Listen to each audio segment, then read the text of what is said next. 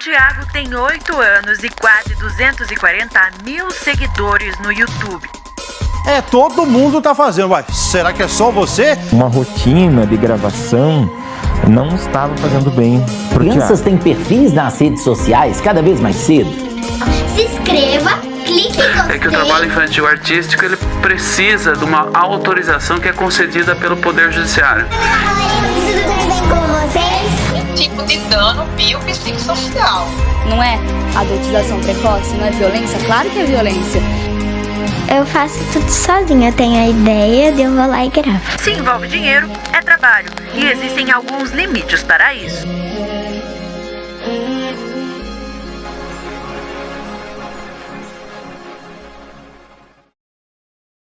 Quando falamos sobre trabalho infantil, qual a primeira coisa que vem na sua cabeça?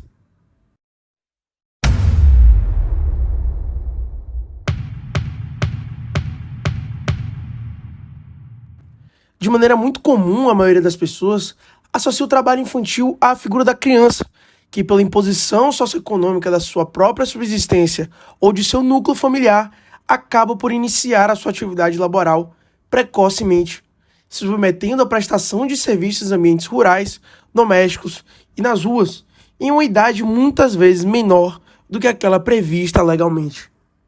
Fato é que, por inúmeros motivos, seja pela privação da criança ao desfrute da infância, seja pelo impacto diretamente prejudicial ao seu desenvolvimento físico e mental, ou pelo impedimento a que frequente a escola, este tipo de trabalho ilegal, exigindo do menor muitas vezes que concilie um trabalho excessivamente longo, de alta periculosidade e, infelizmente, muitas vezes em condições análogas à escravidão.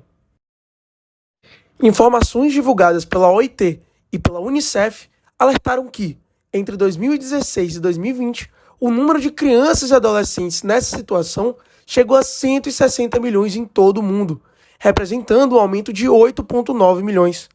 Ainda segundo a pesquisa, no Brasil, antes da pandemia já haviam mais de 1,7 milhões de crianças e adolescentes nessa triste situação. Após a instauração do lockdown e de todas as consequências sociais e econômicas advindas da pandemia da Covid-19, sejam essas o fechamento das escolas ou as drásticas quedas no índice de empregatícios, ao redor de todo o mundo, sem sombra de dúvidas, para um lado da moeda, essa triste realidade referente ao trabalho infantil se intensificou, levando esses jovens que verdadeiramente constituem o futuro da humanidade a precocemente trabalhar por mais horas e ainda em piores condições. Mas para o outro lado da moeda, no ambiente digital, houveram consequências para crianças e adolescentes? Sabemos que a pandemia intensificou uma tendência que já vem ganhando destaque ao longo dos anos: os influenciadores mirins. A gente grava vídeo pro TikTok, pro YouTube. Então, por favor, galera, se inscreve pra gente chegar a 1 milhão de inscritos e bater 1 milhão de likes. Que 1 milhão de likes é nosso sonho bater, galera.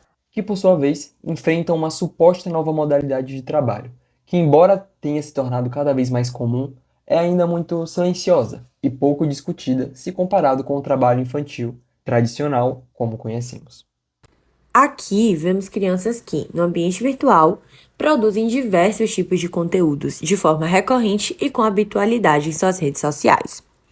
E, normalmente, com aproveitamento financeiro, não só pelos familiares, mas também de outras organizações empresariais, como aplicativos e agências de marketing. O que muito se discute é se esse tipo de relação também é uma hipótese de trabalho infantil e se, no ordenamento jurídico, haveria alguma regulação expressa que tratasse sobre essa nova onda de influencers, por ser algo totalmente cotidiano, nas novas relações infanto-juvenis. Oi, gente, eu sou a Gabriela e eu queria que vocês se inscrevessem no meu canal. Como sabemos, no Brasil é proibido o trabalho para menor de 16 anos, salvo na condição de aprendiz a partir dos 14, conforme Constituição e CLT. Mas o que devemos destacar aqui é que há uma previsão em relação à modalidade de trabalho artístico infantil, que compreende toda e qualquer manifestação artística desempenhada por criança ou adolescente em palcos, teatros, circos, meios de publicidade, televisão, e sempre havendo aproveitamento financeiro, de modo que alguém estará se aproveitando desta atividade, seja a criança, a remunerada ou um terceiro, como já citado, familiares ou até empresas interessadas no assunto. Complemento então trazendo uma curiosidade acerca do tema. Trata-se aqui de uma dupla sessão. Isso porque, em regra, é proibido qualquer trabalho realizado por menores de 16 anos, salvo pela condição de menor aprendiz aos 14 anos. Nesse caso, trata-se de uma segunda sessão, que é o trabalho infantil artístico, inclusive para menores de 14 anos, desde que tenha autorização judicial. Tendo isso em mente, temos que ter muito cuidado ao analisar um caso concreto, porque não é qualquer conteúdo que terá aproveitamento financeiro. Estamos falando aqui de vídeos, por exemplo, que possuem toda uma produção por trás, roteiro, equipamentos de filmagem, edições, organizações extremas, empresas que são contratadas para isso. Então, vai muito da situação fática, porque precisamos avaliar 3 vieses: apreensão econômica, aproveitamento financeiro da atividade e organização profissional por trás.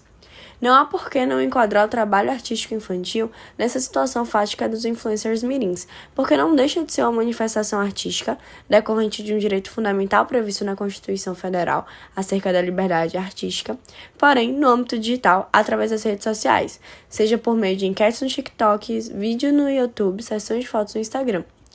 Inclusive, muitas vezes os pais abandonam as profissões de origem para se dedicar ao trabalho de criação e orientação dos vídeos dos filhos. E com essa conjugação de elementos, temos a classificação e inserção dos casos dos youtubers mirins realmente como um trabalho infantil artístico. Mas e aí nasce um outro grande problema, que é onde está o limite? Qual a diferença de brincadeira e trabalho? Quando a brincadeira de criança, por intermédio de vídeos, sketches e publicações nas redes sociais, se transforma, de fato, em trabalho. Na prática, na medida em que um canal de um influenciador mirim vai ganhando destaque e, consequentemente, tendo possibilidade de monetizar através desses conteúdos, naturalmente, a gravação de vídeos deixa de ser uma opção da criança e acaba se tornando muitas vezes um trabalho, com estabelecimento de metas, regras e compromissos, muitas vezes estimulados pela própria família. Inclusive, se acaba assumindo compromissos com a própria audiência, porque muitos canais de youtubers mirins, como o caso da MC Divertida, que acumula mais de 12 milhões de inscritos no YouTube e quase 1 milhão de seguidores no Instagram, tem uma periodicidade de publicação semanal com uma média de 20 vídeos postados por mês, com milhões de crianças que seguem canais como esse e criam expectativa que durante a semana terá um vídeo novo.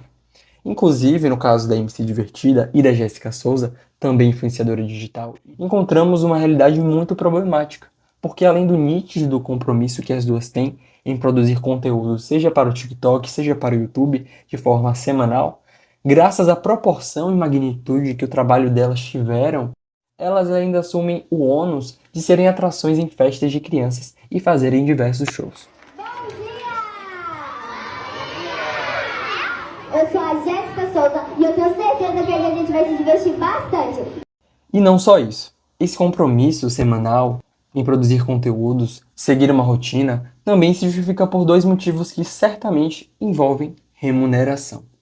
O primeiro é a possibilidade de monetização com os vídeos no YouTube, a partir de views, horas assistidas, número de inscritos, constância nos conteúdos. Ou seja, quanto mais você produz e visualização o seu canal tem, mais dinheiro entra na sua conta. E isso acaba criando um looping e um compromisso tamanho, principalmente quando aquela fonte de renda familiar vem exclusivamente desse compromisso de semanalmente produzir uma série de conteúdos.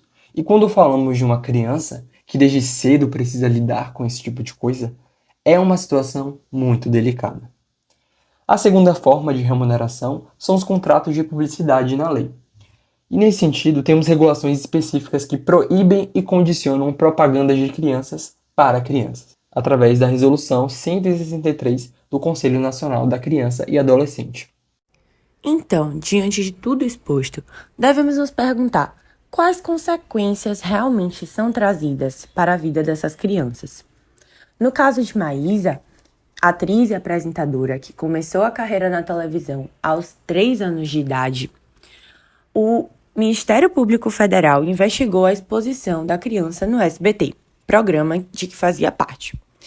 Acontece que o Procurador Regional instaurou um inquérito civil público para verificar as condições em que a Maísa Silva de apenas 6 anos na época, foi exposta no programa do Silvio Santos, em que não observaram o direito da liberdade e o respeito à dignidade do ser humano em desenvolvimento garantidos pela Constituição Federal e pelo Estatuto da Criança e do Adolescente. Ocorre que Maísa passou por situações de pranto e aparente estado de desespero, enquanto o apresentador e animador apresentava extrema tranquilidade e alegria com o desenrolar dos fatos, como se ali, diante dele, não fosse apenas uma criança de 6 anos.